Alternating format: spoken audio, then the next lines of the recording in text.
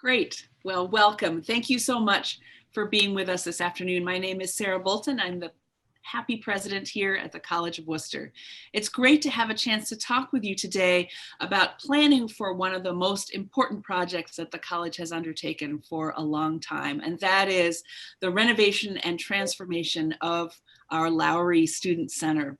So whether you're a parent or a family of a Wooster student, or whether you are a Wooster alum or have some other connection, you know that Lowry is the heart of our campus. It's the one place that every student goes every day.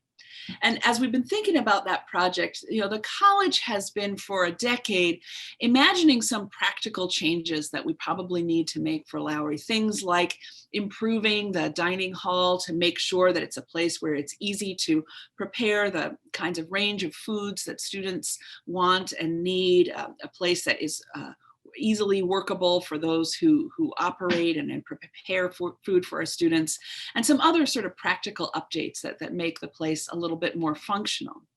But as we've begun to think about this project through the lens of our strategy, which on campus has really focused on that question of, we have this extraordinary community of students, these remarkable young people who come to us from rural and urban places, from across the United States and from around the world. And such an important component of the learning that they do at Wooster is the learning that they do by living and spending time together, by exploring and making things happen together in clubs and student organizations. It's such a critical piece of what happens and the ways that they learn and grow and prepare for the world that they're going to enter to make a big impact in whatever field that they want to work in. We also know that students' sense of well-being at the college, that students' decisions about whether they want to stay at the college or whether it's the right place for them, have so much to do with whether they feel like they're in a place that they belong, knitted into the heart of a community that they feel at home and that they feel like they're part of something, doing work together on things that matter to them. So as we've thought about this Lowry renovation and recognized again the power of this extraordinary community of students we bring together from 62 countries around the world, we've realized that the transformation of the Lowry Center isn't just about fixing a few practical things that are outdated or challenging, but really about creating a space that helps students make the most of this extraordinarily powerful part of Wooster, which is coming together, learning from one another, exploring and enacting the things that students care about in the world. So over the last year and a little bit, we've been thinking about what are the changes that we want to make to the Lowry Center to make it best serve our mission, to make it best serve that mission of preparing students to be leaders of character and influence in a globally connected society. And what are the changes that we should make in Lowry to help it best serve our students, their well-being, their thriving, their sense of home and comfort and belonging and connectedness. So that what we're going to do today is talk through the designs and the planning that we've undertaken with the help of our architectural team here, Matt Hyatt and Rachel Lanzafame from Bergmeyer Associates. As we brought together the ideas for the building, there were a couple of key priorities that we wanted to be sure we hit on, and I thought I'd just mention those now, and then I'll pass to Matt and Rachel. The first was that we focus on a space that represents Wooster's values of inclusion and welcome. So an inclusive, welcoming, bright center where students can gather, where they can hold meetings and study and relax, where they have formal spaces to do things like a meeting room you could book, but also informal spaces where students could get together and be working on something, and that it's really easy for students to connect in planned and unplanned ways. So if a student is a first-year student and they don't yet know, a lot of the things that are going on around campus, we want it to be that as they're moving around that building, they can see students gather to work on the student paper or the radio station or a club. They can figure out what's happening and easily join what's taking place. We also wanted to think about what are the professional staff supports that surround our students and support their success. Right now, there are a lot of things that are valuable to students, like the Dean of Students Office and the Center for Diversity and Inclusion, that are scattered all around campus. So if a student is struggling or would benefit for some support, we might be sending them all over all the corners of campus to 3 or 4 different places to get what they need. We know that that's not the best for students. Students do best if they've got those staff around them in a seamless way. They don't have to know what right door to walk through. They can walk through any door and find someone with no barriers, easy to find, someone who can help them. And if there's another staff member who can help them even a little bit better, that person is going to be right down the hall. So we've thought about that too, about a space for students, but also a space where the staff that support their thriving and well-being are present and can work in synergy to make a great network for support and opportunity. Then, of course, we want to have a dining hall that works well for students. We know that students have a variety of food needs and preferences, and we want to support them as well as the staff. We want to be thinking about sustainability, and I'll say a little bit about that in a minute.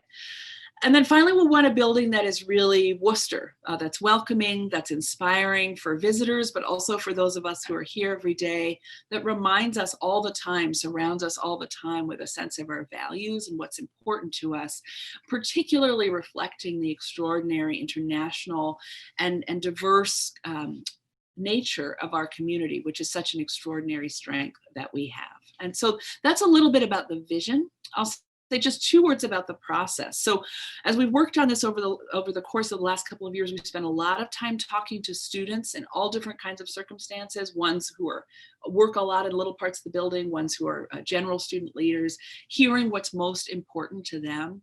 We've also spent a lot of time talking to the staff who work in the building and thinking about what do they aspire to, what would be most helpful, how do we think about this? And the final thing I'll say is that when we originally had been thinking about improving this student center, making it a great place, a place that draws students in and draws them together and encourages them to stay and spend time together and really connect. We really began to think first. People have said, well, you're going to need a giant addition. You're going to need to double the size or have some huge flying wing that of 100,000 square feet that goes out towards the football field.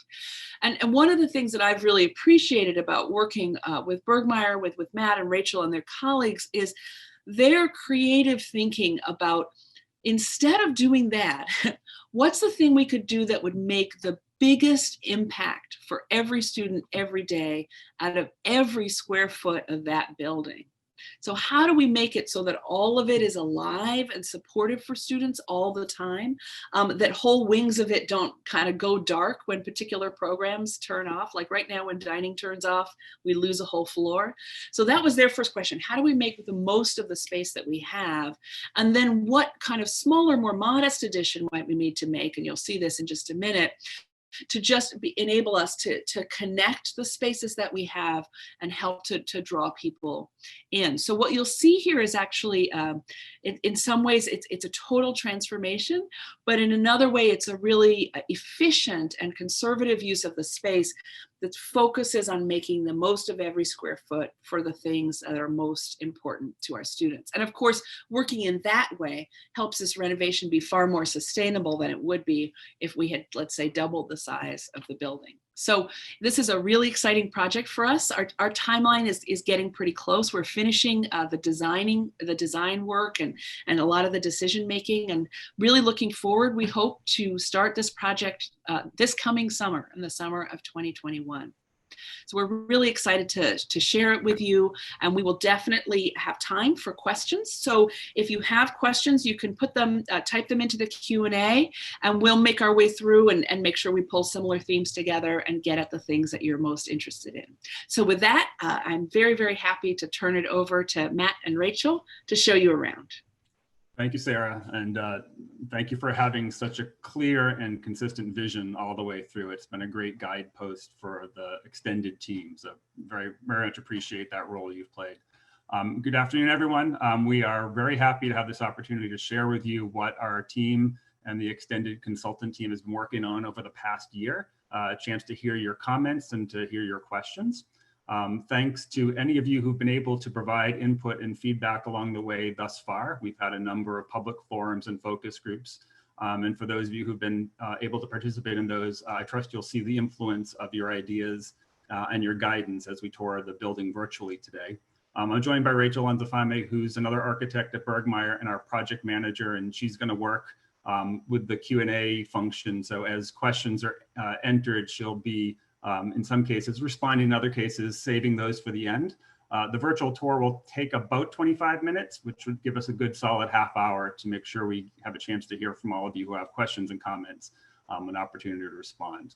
So with that, I'm going to attempt to share my screen. And make sure, does everyone see, hold on one second, move that out of the way. Does everyone see an image of a building front? Yes, you are good. All right, so I'll give you a kind of caveat. We are using a computer program to help facilitate decision-making. This is something that is not a hyper-realistic, it's realistic, it's not hyper-realistic representation of the building. It should give everyone the same sense of what it might be like to be in these spaces. And it's been very useful. It's been working with students, staff, members of the community who'll be using this building quite heavily to put them in the perspective of someone walking through this new building that you'll have today. So while it's not super real and there are going to be some glitchy things that you'll notice, it actually is a really great tool for us to be able to share. So I'll start with the new front. As Sarah mentioned, we are doing a very modest addition, about 8,000 square feet. That's about all the building's going to grow on the Bell Avenue side. So this is actually the front of the building. If you're on Bell Avenue looking at the building, we're doing a couple things here. We're eliminating the traffic circle. So we have one less lane of traffic for the students to have to navigate as they cross Beale and end up at the beginning of the front of the building. And we're also creating a new exterior plaza that'll be fantastic for summertime and nice weather use for gatherings of different types. With that, I'm going to transition to the walking mode. I should mention that we're introducing a new language, if you will, sort of a signature tartan pattern that you'll see in subtle and not so subtle ways as you walk through the building. And we're starting to think about how we're integrating the new addition with the rest of campus. So we're using limestone, which is on the adjacent Holden Hall, on the library, on several other historic campus buildings. But we're trying to use it in a modern way by blending it with that motif of the tartan. And play. Uh-oh, hold on. Someone else's cursor is moved. There we go. So the new building, the new addition, I should say, is primarily a new lobby, a new entry point to the building. Our interest here is in a new welcoming and inclusive lobby. You can see student activity throughout the building. It's physically accessible with a well-located new elevator. Message of inclusivity on that wall. It's a quote from Wooster's first president upon his inauguration. You saw some student org tabling, and you saw the new info desk covered with IS pins, which spell the word info. Walking back through this space, we are retaining the existing pit, but it's going to become one of 3 new dining areas. We're retaining the copper hood and the wood burning portion of the fireplace as a new focal element for this new dining room. The new Lowry Dining will feature 10 new food service stations delivering a changing menu of world cuisine. There's a make your own station on the right here. On the left is salad and plant-based. There's a wok station, a hearth oven where we can do salads, we can do flatbreads and pizzas. It's a chef's table, which will change every day. A Latin station, an allergen aware station, a global cuisine station, and a relocated Mom's Cafe, which many of you might know exists currently on the lower level, will be brought up to this level of the building and integrated as a food option here. All in all, the Servery is surrounded by 750 seats. That's about 100 more seats than exist today on campus. But the seating in this case will all be of different types. Tables for 1, tables for 2, high tops, low tops, booths, banquettes, lounge seating around the fire pit, so that anyone can find a different opportunity to gather with different size groups depending on where they are that day and who they're meeting up with. What we're seeing on the right-hand side is actually something that's going to be a portion of the food service offering Mom's Cafe and the Hearth Oven are going to operate after hours into the evening. Students can order online using a phone app and pick up their food via food lockers. The staff will still be working on the other side, but it will give another opportunity for quick service. The students have gotten quite used to that during COVID. One of the things we're doing is creating a new point of entry. So this is a slight walk and look into the servery from the other side of the building, the northeast side, a little bit of counter seating there at Mom's Cafe. This is this new entrance. Part of the issue we're having in the existing facility is the length of lines. This will be 2 lines now, one at the front door and one at the back door. Next, we're entering the East Dining Room. This dining room is really all about school spirit. Overlooks the playing fields, overlooks the Scott Center, and we're using some imagery around the pipe band to relate to the sense of school spirit that we hope everyone in this community shares, particularly around game days. Here again, we have a variety of high top, low top tables for different size groups, a number of booths and banquettes that give a little bit more coziness, and then opportunities to gang tables together for different size groups. So an inherent level of flexibility. It handles groups of 2 students up to as many as come to dine together. As we go into the food service servery, again, I'll mention that none of the station names are actual yet. These are just placeholders. We're working with the chef and the dining team to define the final menu that will be used at opening, and then the names of the stations will follow. You're seeing some digital menu boards. Those will be used to communicate what's available at each of the stations every single day.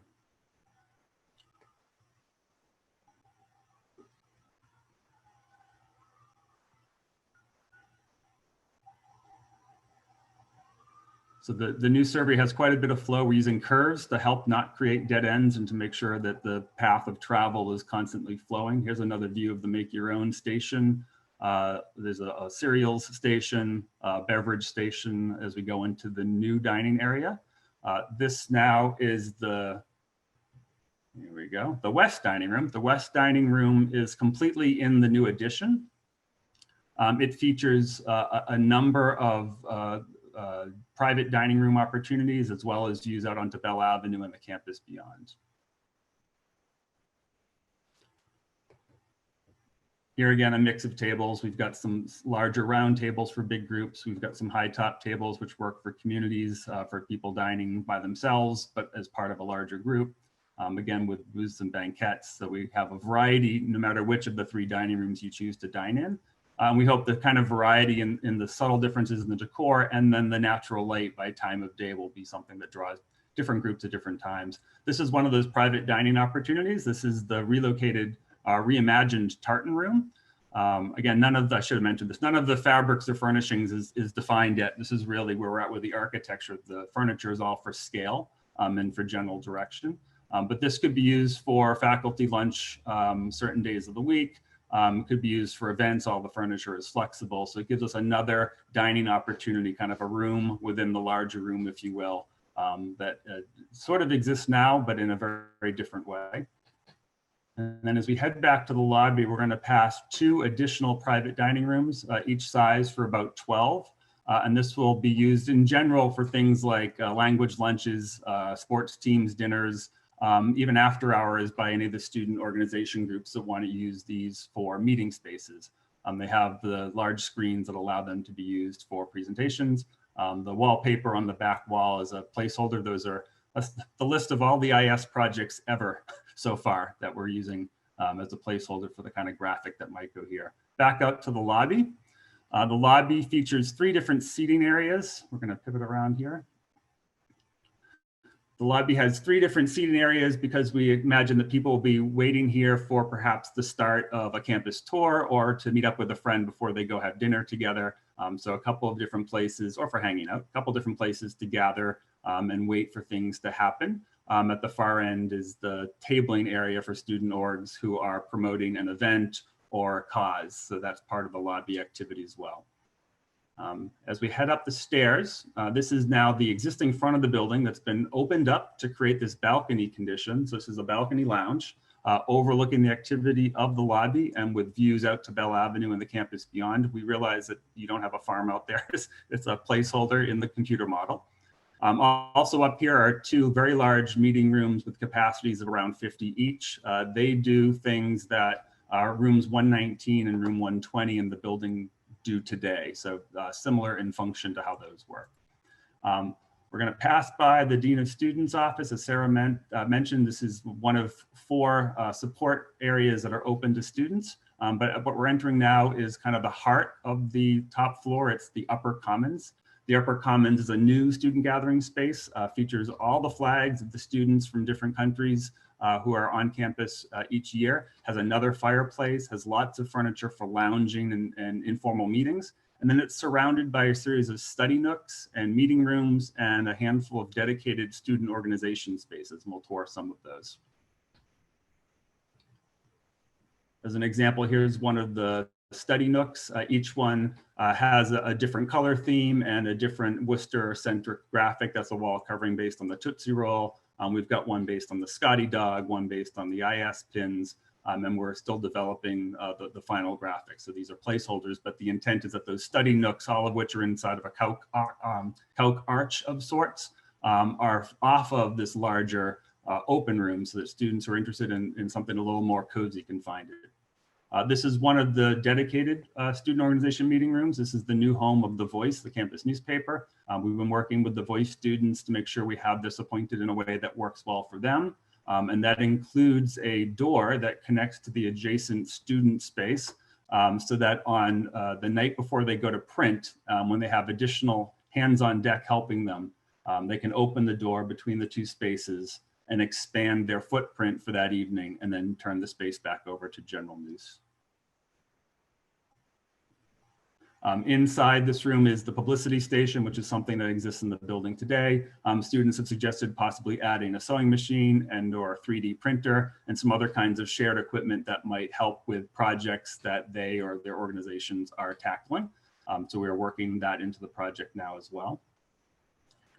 As we go back out into the Upper Commons, I should note that we are maintaining the art wall, but the art wall is completely expanded. So all the perimeter of this Upper Commons now has art wall. Here's another of those study nooks. They're all slightly different sizes and color themes.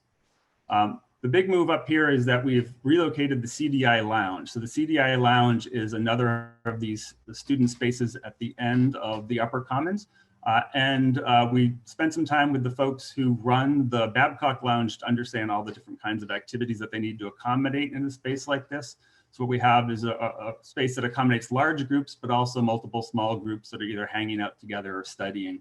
And then one of the things that we were delighted to see, but saddened that wasn't on display, they have a number of artifacts, cultural artifacts, stored at Babcock Hall that should be out on display. These are things that students have brought to campus over the years. So we have 2 places to put them up on the art wall kind of chair rail thing and the display case in the center.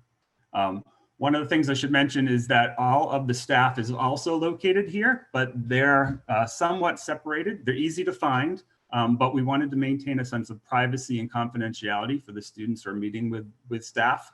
So here's an example. We're giving them wonderful windowed office space around the perimeter of the building. They are here, as you can imagine, during the daytime, where the student use of the space is more intense at night. So we made the decision to give the primary use of windows to staff, and they'll be meeting with students in their offices. So obviously the students benefit from that as well.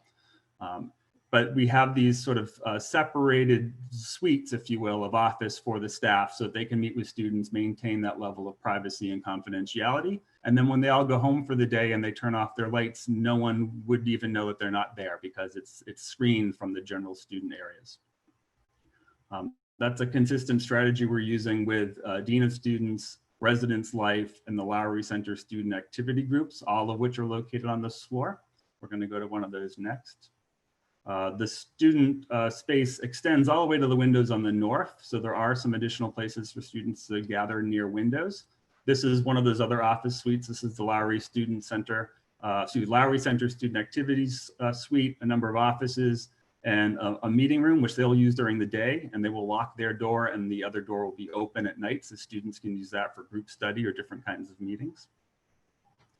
And then we'll cross the hall, and there's just like this, is sort of a mirror image suite for residence life. Similar approach, private offices for confidential meetings between staff and students. Easy to get to when you need the support, but some confidence that people don't see which office you go into unless you want them to know that you're there. So for privacy, for students' sake, we're building that level of separation in. They also have a shared meeting room, shared meaning that it's theirs during the day if they reserve it. It's available for students certainly in the evening and other times during the day when not in use. This is what Sarah said, in trying to make sure we are getting the most use out of all the spaces that we have. We did frost a lot of the glass for privacy, but still want to let some light in. That's why you're seeing some glass that's got frosting on it and some that's clear. We're going to go down one of the side corridors here. This actually leads to the multi-faith chapel, but along the way, we're going to have a couple of stops. There are two kitchenettes on this floor of the building, one for staff, one for students. This is one of those. It does not have all the furniture and appliances in it yet, but gives you a sense for the length of countertop and the amount of storage that would be provided. We also have a parents' room for nursing parents or for people who need to do a diaper change with refrigerated storage for anyone who's pumping. So this again is looking at kind of increasing the inclusivity of the building by making sure we are thinking about all the different kinds of students, staff, and faculty who might be here. And then this is a look into the multi-faith chapel, which includes a place to take off your shoes for events that is the appropriate thing to do. And then an ablutions room, so that this may be used for Muslim prayer as a space as well. This is the ablutions room.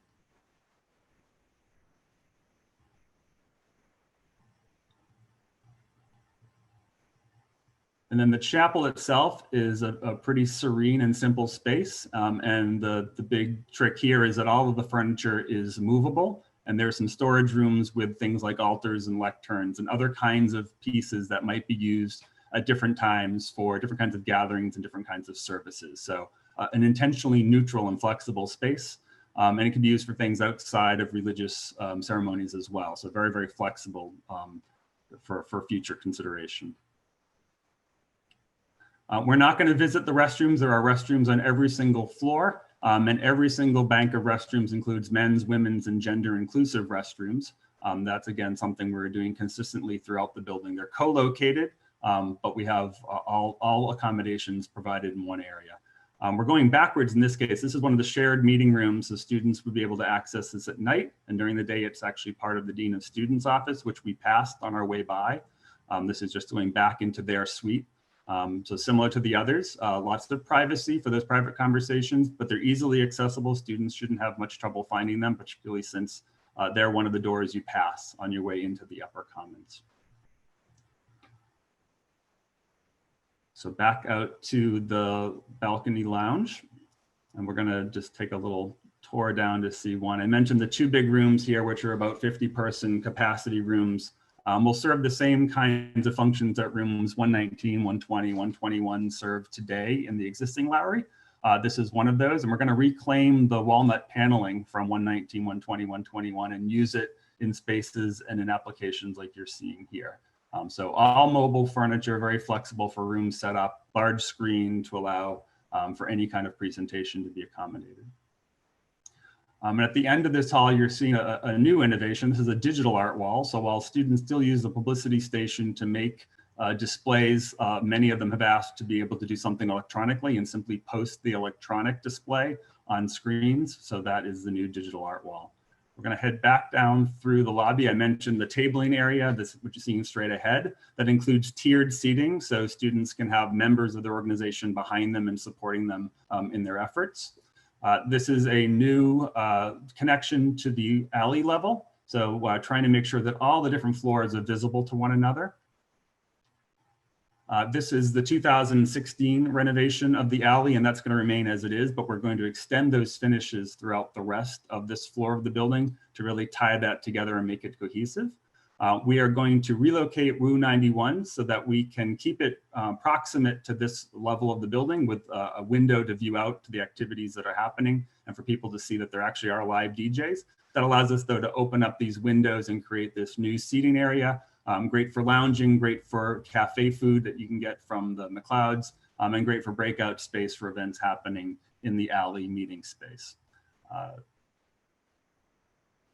This now is the new McLeod's. It's about twice the capacity of the existing, so we can address students' call for more variety in terms of products and brands.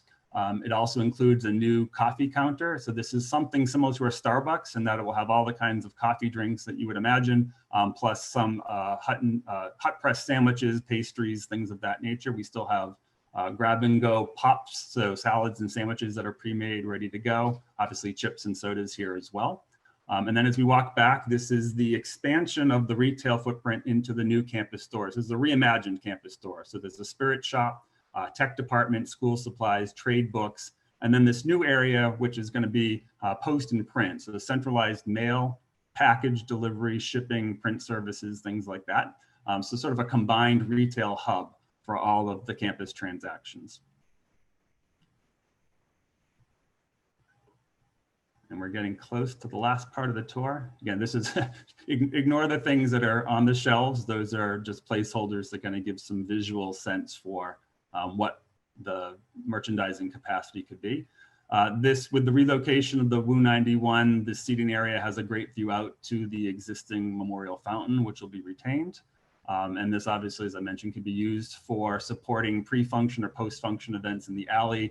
We've been talking with the bookstore people about things like book signings, if you will, happening in that alley meeting room, and then being able to do book signing itself, perhaps out in the seating area. Because a lot of people will park in the back of the building in the big lot and enter. This is the kind of entry point into the lobby for those who are coming through the back entrance, the Scott Center entrance. Still welcoming, still get a sense for all the activity happening in different directions around you. I should mention we have gender inclusive restrooms here as well in the lobby.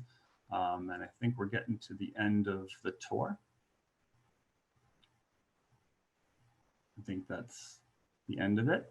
And then I did want to mention, because we expect this to be probably the first question of what are you doing from a sustainability perspective? So just to highlight that, the most important thing, as Sarah mentioned, is we're reusing the existing building. That's the most sustainable move that a campus can make.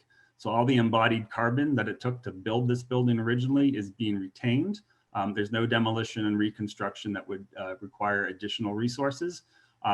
The other big moves, as you can imagine, given that there is a lot of energy use associated with dining, is energy reduction. So all the mechanical systems in the building are more or less original from when the building was built half a century ago. So all new HVAC equipment, all new LED lighting, all the kitchen equipment will be new and Energy Star rated. We're using new kitchen exhaust hoods that are demand control, meaning when nothing's cooking, the fan ramps down so that you're not constantly pulling heated or cooled air out unnecessarily. And we're using refrigeration racks. So rather than having individual refrigerators, all the refrigerators will share a rack on the roof that is incredibly energy efficient. We're also going to be monitoring energy use. We're letting the campus have complete control over how the energy is being used by building area, so that over time adjustments can be made if we see a trend in energy use that we don't like. We can target it, figure out what's going on, and be able to take some action on that. We will be commissioning the entire building, meaning that everything that's installed will be third-party reviewed to make sure it's installed correctly and working correctly. You'd be surprised how often that step is skipped, but it's incredibly important. Also water conservation, low flow toilets, restroom sinks, and kitchen hand sinks. And then with the addition of fully insulated exterior, including insulated glass windows with low E coatings, we use an energy model, and we actually determined that it was not worth the investment to replace the existing windows, but instead to modify how we're doing the heating and cooling in the building. So that was a very informed decision. And then lastly, the kinds of things you're seeing in an image like this, lots of reclaimed materials, particularly the walnut that's in the building, which is in great shape and kind of a signature element. You see it used in different ways throughout the tour. And then all the new materials, low volatile organic compounds, so low VOC, and all high recycled content, many coming regionally where we can find sources. And with that, I'll turn it back over to however we want the Q&A. Great. Thank you so much, Matt. Wonderful. And we do have a few questions, which is terrific. I don't know what the easiest way to do it is, but maybe I'll just tell you what the questions are. So there's one here that says things are very beautiful, and they're wondering about where there might be direct access to outside dining, and also whether there are things like on the upper level, window seats, benches, more skylights, and then also where might there be things that we could put a ping pong or a pool table. Things of that kind. And then the other question is, when is it slated to be completed? So I'll take that one, which is the end of 2022, December of 2022. So it's a kind of 18-month project from the summer of 21 till right at the very end of 22. And it goes in 2 phases because, as you might imagine, we do need to keep feeding students throughout the construction. So the first phase, students are still eating on the top floor of Lowry as they do now, while we do the renovation on the main floor, as Matt identified. And then once the main floor becomes a functional dining area, then we flip and do the other half. But do you want to talk a little bit about those other questions, sort of where are there places that people can sit by natural light, and where might we put something like, if there were games or things that people wanted to have? Yeah, so there, I'll go in reverse. So in the alley now, there are games. I think there is foosball. I forget what the other one is, if it's billiards or if it's ping pong, but there are games tables already in the building. Those will stay. If over time things become more popular and it makes sense for the campus to think about swapping billiards for ping pong, I'm sure that's a conversation that can happen with Julia's team. We have a number of places around the building you can sit around natural light, particularly on the dining level. That was one of the strategic moves, put the servery in the center and then put all the dining areas around the perimeter. So you've got windows facing east in the east dining room, windows facing north in the north, and west in the west. On the upper level, because we gave the proximity of windows to the staff and the spaces that they will be meeting in with their students, the 2 places you can sit near natural light, I'm going to find it. The 2 places you can sit near natural light during the day, if you're a student, is this area, which is right off of the main area. And it is part of sort of a peninsula of space between Res Life and the Lowry Center student activities. And then the other is clearly the balcony. So the balcony has, I'm going to go back to the balcony. The balcony has a couple places where you can get, you can see at the very, very end of the screen here. I'm not sure if you can see my cursor. There's a window here. And then obviously all the natural light flooding through the lobby, which has the benefit of not having the need to put shades down because the seating here is shaded from the sun. So even in the afternoon, given that this is west facing, you'll still be able to sit near natural light without having to put the window down and lose the view.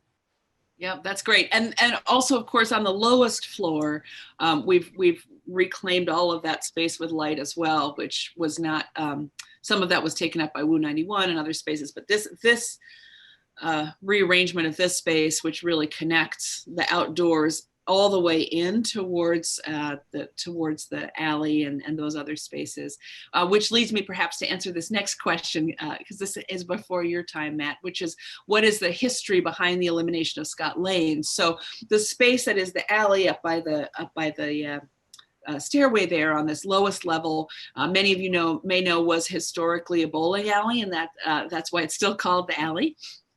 And really, we made that change in 2016, really in response to what students were using and what they were asking for. So we found that the use of the bowling alley portion of the alley was less and less. There were certainly some people who still used it, but the percentage of time that space was empty was nearly all of the time. And so on the other hand, we were really hearing from students that they wanted a large, flexible gathering space. They wanted a space where they could have things like, performances, a cappella, musical groups, even kind of dance events, and that they also wanted more kinds of meeting spaces, different kinds of spaces for students to gather, either to study, to work in small groups. The need for collaborative spaces that brings together 3, 4, 5, 8 people is just growing really rapidly. Every time we put down a space like that, whether it's in the library or in Lowry, it fills immediately. We put those in the library and students were sitting in those chairs literally before we got the plastic off. So we really, following the guidance of students, what they wanted to see, in this kind of space. But as Matt said, retaining some of the things that actually had been more popular most recently in Scott Lanes, like pool tables, billiard tables, those kinds of things, shuffleboard, that are kind of gathering spaces. So that's where that's coming from. So there's a question here about mail. How does mail work? Maybe you could talk a little bit both about just ordinary letter type mail and packages. Yeah, so right now, as you may know, students go to central services to pick up packages, and they go to the mail counter in Lowry for small packages and regular mail. What we're doing, and they go to their mailboxes, I should say, for the mail. We're eliminating mailboxes, and we're adapting to a system that we have worked with Bates on.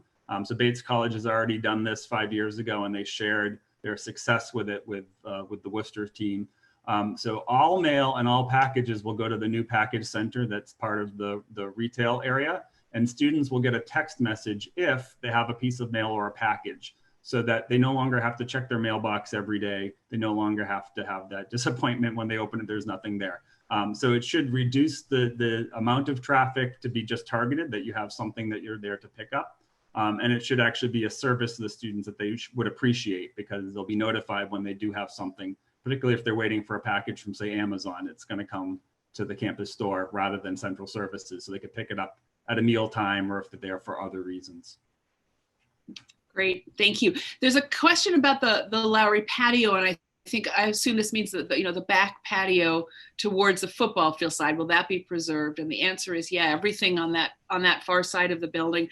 This particular walkthrough didn't show you the kind of externally facing view as you look at the lowest floor, but that's all preserved. And actually, you can come up, for example, from athletics, you can come up from the fields and enter on that back side through the patio and be in the space where you could either get food or snacks or a sweatshirt or whatever you might like from the store there. Yeah, and there will be cafe seating out there as there is today. So that someone had asked about outdoor seating, definitely on the east patio, and depending on interest, perhaps some on the new west patio.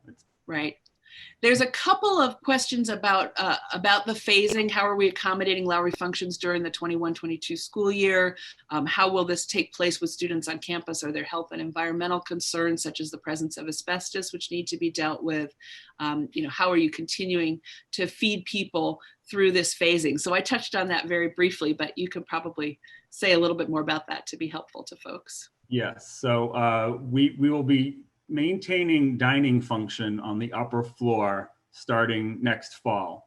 But between the end of this school year, so commencement, and all through the summer, that's when all the abatement would happen. So on the lower two floors, any asbestos or other hazardous materials would be removed as part of the demolition package when there aren't any students on campus, no students or staff or faculty or guests in the building.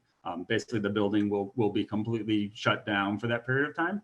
And then when students come back in the fall, the upstairs existing dining will be cordoned off with the existing stairs, giving them access to that floor and the ability to still use the elevator if there's someone who can't navigate the stairs. But essentially, the contractor will be in charge of the lowest two floors and will be directing students to use the stairwells on the back side of the building to come and go. So the Scott Center side. Because we'll be doing some excavation for the West Addition. And that should last for the first, as Sarah said, for the first year and summer, so 2 summers and an academic year. So when the students come back for the fall of 2022, the lower 2 floors will be open and they can start using the new Lowry Dining and all the functions that are on the floor below. And at that point, during that fall, the existing upper floor will be renovated into the upper commons and the support suites for all of the staff. Excellent. Yeah, and I will just say that, we never get quite down to 0 students, because even in a summer, we'll have students doing summer research or, other students doing local internships. But of course, we do have other dining options for a small campus population. So when we have just a few hundred students around instead of a couple thousand students around, for example, we can bring up Kittredge Dining Hall to serve in the summer, which we don't have running as a dining hall right now, but we're perfectly capable of doing that. We have the dining opportunities that are in the Knowlton Cafe. So what we would do for those intensive summers when Lowry's all the way pulled down is to ramp up what we're doing in some of those other spaces where we have the capacity to cook and feed students. And we have made plans, of course, for the other key components of Lowry during those periods of transition as well, for offices and other kinds of student support services in different locations. There's a question about, let's see, there's a couple of questions about, is there a space equivalent to Mom's, a late night food place? Yeah, there is a late night food place. It's integrated into the main dining. So we can just bop over there. Yes, so what you're seeing, well, so I can pause this. There's a security curtain that closes here. This counter is part of the late night service. So a couple of these bar stools will be moved at night so that's a walk-up counter to place your Mom's order. And as I mentioned, as we passed it, this is the new food locker system. So students can order either at the kiosks, which I can show you in a second, or on their phone, anything they want from Mom's, and then eat it anywhere in the building, including the pit dining room, the east dining room, the west dining room, upstairs in the new commons, downstairs in the new seating area. So all of the product that is existing today in Mom's will be available here, in addition to all the product that will be available through the hearth oven. So it'll be an expanded Mom's menu and available when the servery is closed. Yeah, thanks. And I'll just say a couple pieces about that. One is that Mom's actually has started to pivot their menu a little bit even this year in response to what they heard from students in the Lowry planning. And so even as we've been modifying our operations for COVID, I've had students writing to say, I love the new Mom's menu, which involves a lot of healthy bowls and some other kinds of things. I love the new Mom's menu, please can it be open more hours? So, this planning is actually already affecting some of the work that we're doing with students right now. Another thing that we may not have said quite as fully as would be helpful to know is that students were super clear with us from the very beginning about this priority of saying, we just want there to be places for people to sit together. And the people sitting there can be, have just gotten food from the dining hall or not. And what they didn't want so much is what we have now, where you kind of swipe in and then you're in the dining hall and people who are dining can eat there, or alternatively, if you're not in the dining hall and you didn't just swipe in, you can't sit together, right? So what they really wanted was places to sit that would work for mixed groups, some of whom might be eating and some of whom might not. So in this image that Matt has up right now, for example, of the pit area, all of that seating is available all of the time. So students can get food from late night or not, or they could just be sitting there studying or working with a club. And that's true for all of these dining spaces. They're all open as much as the building is open. And the actual swiping in part is interior to that, so that all of that seating is live for groups of students, and it's not separated out or designated based on whether you've just gotten food or not. And that was something that the students really liked about the Knowlton Cafe in Ruth Williams Hall. And so we built that in here. So all of that seating works. So another way to say it is much more of the building is like Mom's than was the case before in a certain way, which I think is really nice.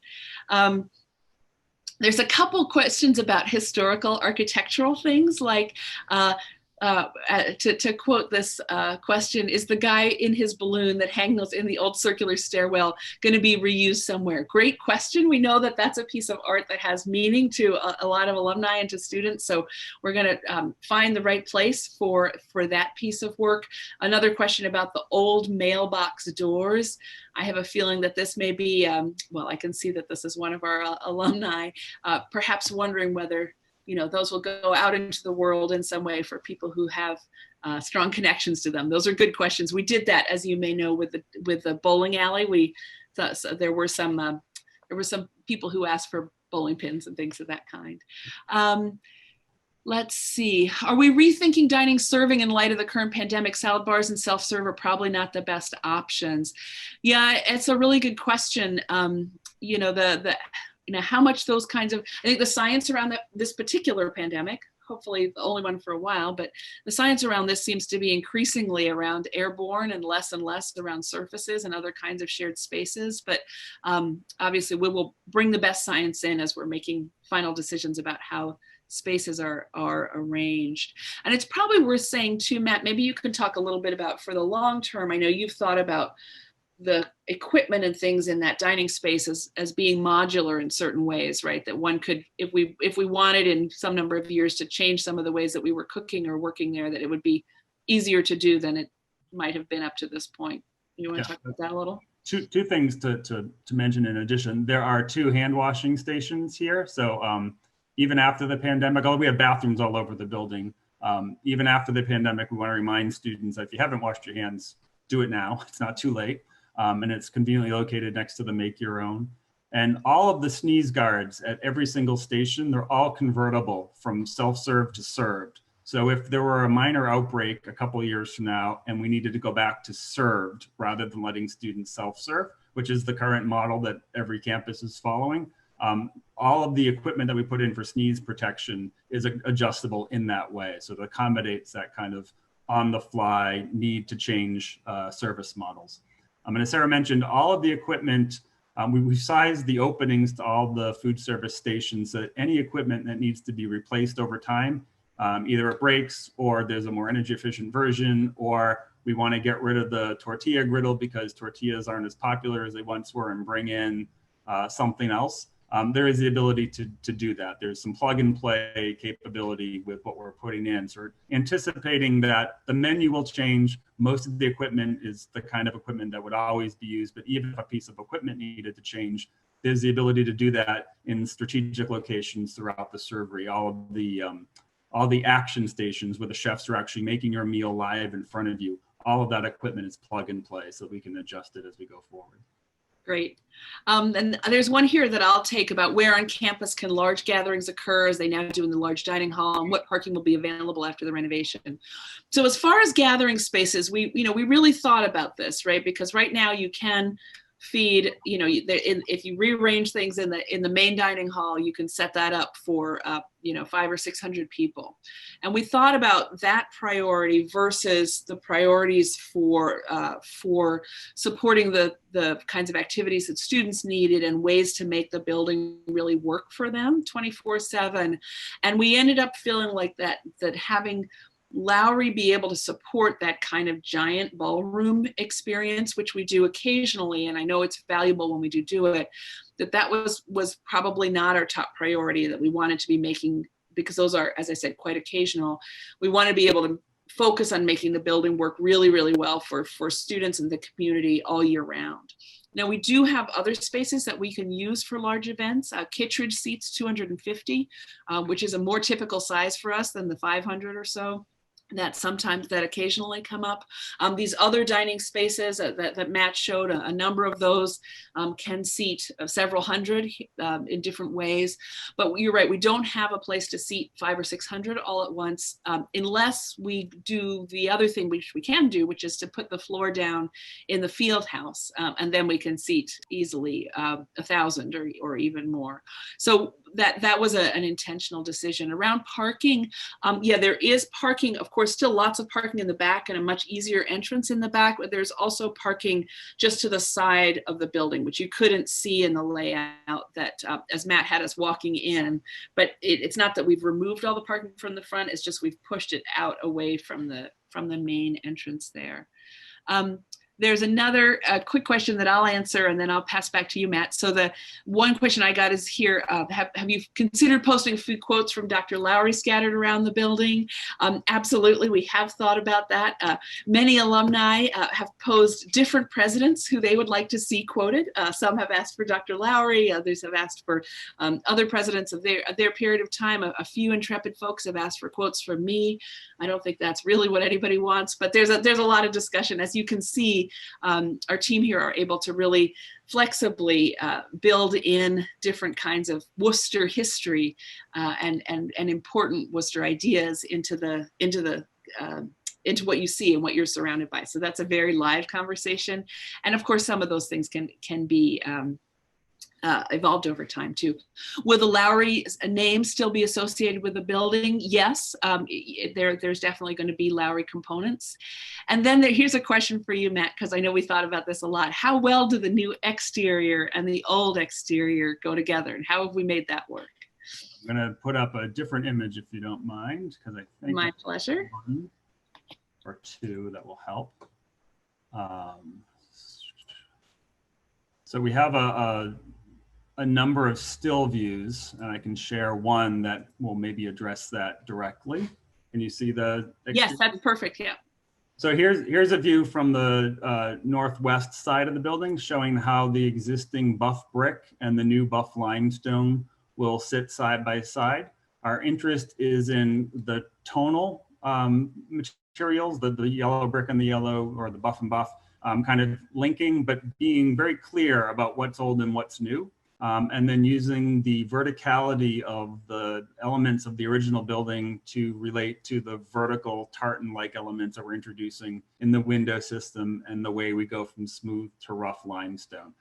So we think they are harmonious, but we're not trying to make the new look exactly like the old. We're bringing that limestone from elsewhere on campus into the mix, so it still relates to the palette of the campus. But clearly this addition gives a new front to the building, which is of its day, but we're still trying to respect the relationship with the existing mid-century building as well.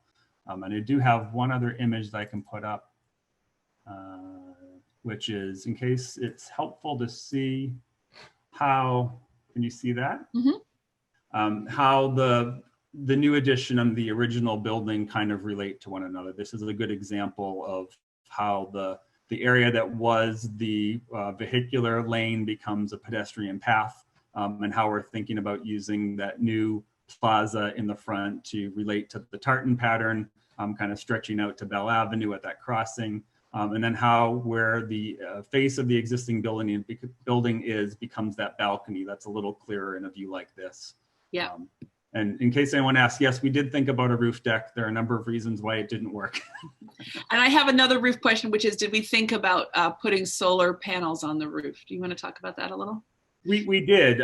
We had a number of discussions about the efficacy of the panels on the Scott Center, and how the ownership system works with leased solar panels versus owned solar panels, and the necessity to be able to access the roof for servicing and for replacement over time. And with the collective wisdom of the group, including a number of people involved with the Scott Center decision and the operation of that array, we decided not to do it for this building in particular. But just a reminder that that array on the Scott Center is not just powering the Scott Center. That electrical generation goes back to the grid and is used by the campus in general. So yes, we did look at it. We looked at the cost and benefits and the trade-offs, and made that very well-informed decision quite a ways back. Great, thank you so much. I think that takes us through our broad set of questions. I think that, it's really, really helpful. Thank you so much, Matt and Rachel, to get a sense of the space and the ways that the pieces come together, and how the history and the future of the college can connect, as well as the ways our students connect in the building. So we really, really appreciate everybody joining us today. Thank you so much, Matt and Rachel, for being with us. We'll continue to update the campus community as well as the alumni community on this project, and ways you can be involved with the planning and support of the project if you're interested in doing that. We're continuing to engage in that work, and we thank you so much for joining us today. So please take care, everybody. Be well. And go Scots.